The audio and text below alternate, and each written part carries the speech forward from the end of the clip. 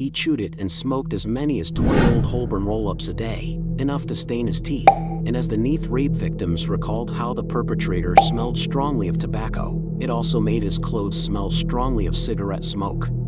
He had few friends. Kappen was a very deep individual, a loner, says Bethel. Lots of people knew of him, but no one really knew him. He'd go to pubs, 2 or 3 a night. He was always out. He'd even be on the darts teams, but he never really drank, 1 or 2 drinks a night. He never wanted to lose his self-control. At the age of 20, Joe Kappen met his future wife, Christine, who was 17 at the time, on the beachfront at Port Talbot. It was 1962 and no one had any money in those days, says Christine Powell. You'd go into a cafe, get a coffee for 6 pence, and hang out. It was September and cold. The first thing that attracted me to him was that he bought me a hot chocolate to warm my hands. It was the first kind thing anyone had ever done for me. The couple were married for 18 years before divorcing in 1980. Christine described that when they first met, Kappen was a catch. She remembers that the 6'1" Kappen had a dark, almost Italian complexion with slate blue eyes. He was a physically imposing figure, and long before it was ever fashionable, Kappen worked out with dumbbells. Unlike many of the young men of that era, he had wheels. Joe was my first boyfriend. I didn't know about sex, men, women, or anything. He was tender and affectionate. He was always obsessed with cars. There were always 5 cars and bits in the front garden. He was always doing them up. Christine became pregnant during the summer of 1963, and the couple married in February 1964. There would be no honeymoon. 10 days later, Joe got sent down for 3 years for breaking into houses to rob gas meters. Their daughter Deborah was born in April, and it wasn't until August 1965 that Christine would see him again. It was during his release on day parole to attend his grandfather Joseph's funeral. At the wake, with a warder downstairs, Joe dragged Christine into an upstairs bedroom and had sex. It was then that she became pregnant with their second child, Paul. By the time he was released from prison, Kappen was a father of 2 children he had never met. But he soon settled into the role as head of his household. The couple moved to the Sandfields estate, and there the family lived what turned out to be an unhappy life together. Joe never bonded with the kids, only with Beverly, who came along in 1974, says Christine. We lived on the social. As a family, we did not have 2 pence to rub together. I could not rely on him for money as he was always in and out of jail. He did stupid things, she said. He'd see some lead, pinch it, and then get sacked. He did not have proper money. If he hobbled, he might give me 20 pounds, but that was it. He had a car, which was his luxury. Often he'd take money out of my purse. But soon their relationship would take a darker turn. I thought it was natural for men to hit women, Christine continues. I thought all men were violent. He used to rape me every 2 weeks. It was against my will. I never wanted it. Joe would say, come on, and then he would insist on his conjugal rights. The couple fought frequently, and when police weren't knocking his door to ask about some unsolved burglary, they were often called around to calm things down. We never had an argument unless I was drinking, says Christine. I'd play our One Shirley Bassey record over and over. If he dared tell me to turn it down, I'd start. And then he'd hit out. But in the 1970s, police never in the 1970s, police didn't interfere in domestic troubles, and Christine would never press charges. As per Rupert Heritage's profile, Kappen enjoyed hobbies that were solo interests: the rearing of canaries, tropical fish, and greyhounds. One of the greyhounds became a family pet. His son Paul recalled when he was younger that one day, as his father was exercising the dog on the local beach, he decided it was too old. Joe picked up a wire and strangled the dog in front of his terrified son. It wasn't the first time Paul had bore witness to his father's unpredictable manner and vicious temper.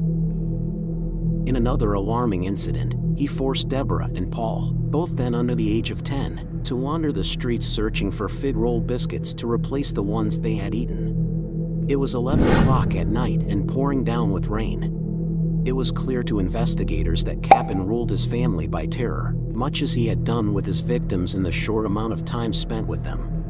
Kappen's name had first been provided to the original murder team back in 1973. It was a retired Port Talbot detective, Elwyn Whedon, who had given Kappen's name to detectives.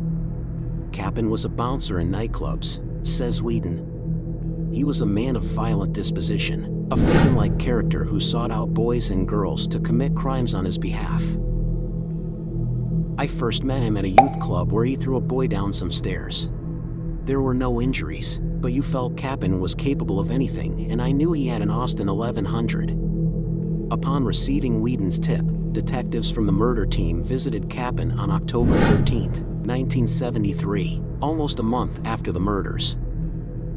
But owing to an alibi, he was swiftly placed amongst those vetted and discounted. In his statement, Kappen claimed to have returned from Neath Fair at around 9:30 p.m. on the Saturday, and then spent the rest of the evening looking after my canaries until about 10:45 p.m., when myself and my wife went to bed.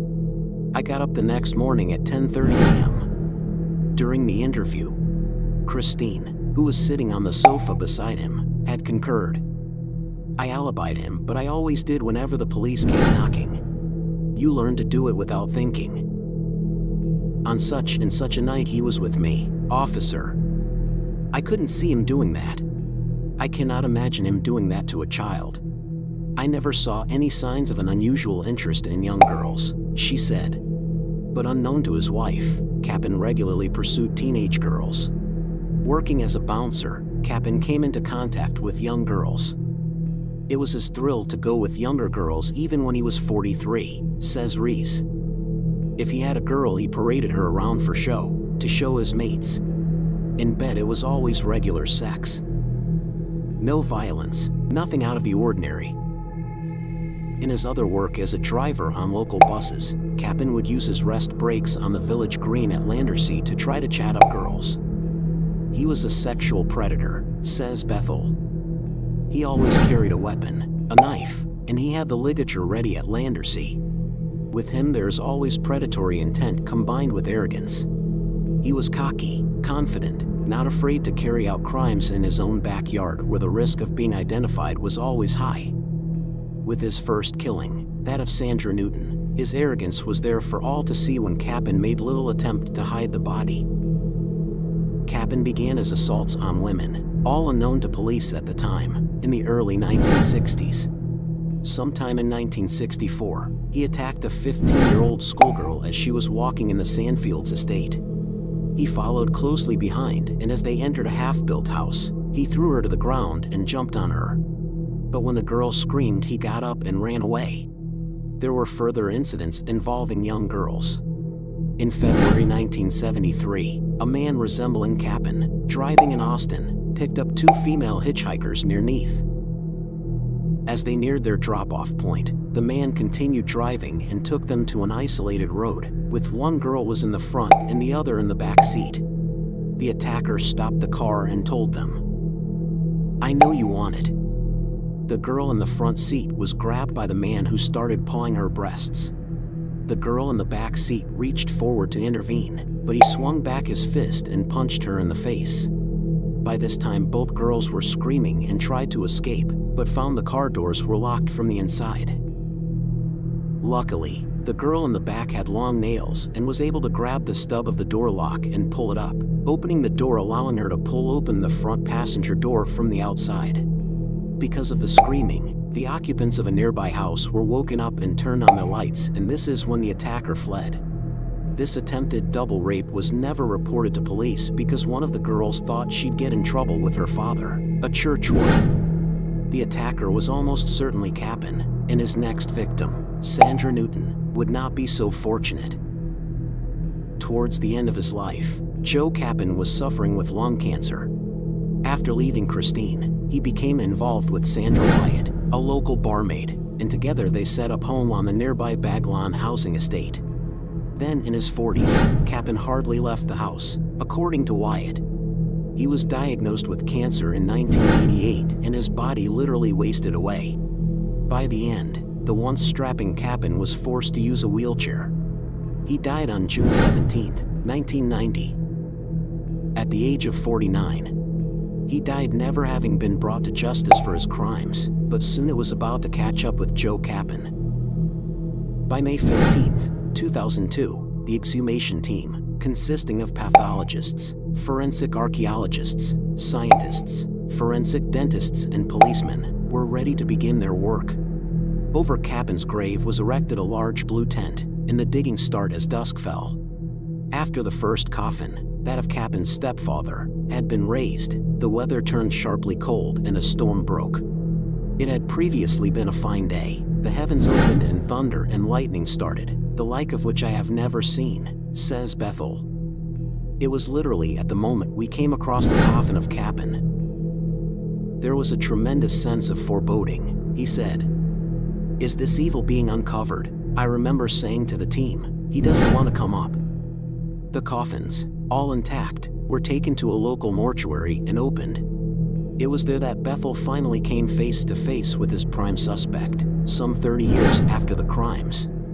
Teeth and a femur from the leg, the likeliest sites for DNA to survive, were removed by forensic scientists and sent for DNA analysis. Their work done, Kappen and his relatives were swiftly reburied. 3 weeks later, the DNA test results came back. It was Joseph Kappen. The Operation Magnum team had mixed feelings about their victory. To be honest, I was disappointed, says Reese. It was a letdown. You're not going to pull him in. It wasn't like arresting him and taking him to a court of law. But for Bethel, there was now final resolution in a case that had haunted investigators for decades. Operation Magnum, the hunt for the offender responsible for the Landersea murders, is closed. We are not looking for anyone else. But there were still many unanswered questions, such as how Joe Kappen had managed to slip through the net during the original investigation. Just how did Joseph Kappen get away with the crimes he committed during the 1960s and 70s? It was obvious there were oversights during the initial investigation. The most damaging was a small but telling inconsistency in his story. When detectives first turned up at his home, on October 13, 1973, nearly a month after the murders, his Austin 1100 was outside the house on blocks with the wheels removed, probably because Kappen was trying to switch tires after it was reported by the press that the police had a cast of the killer's tire track from the Landersea murder scene. Kappen told the detectives he had put the car on blocks the day after the murders. However, in police logbooks of random stop and check operations in the week after the killing, Kappen and his car were logged as being on the road.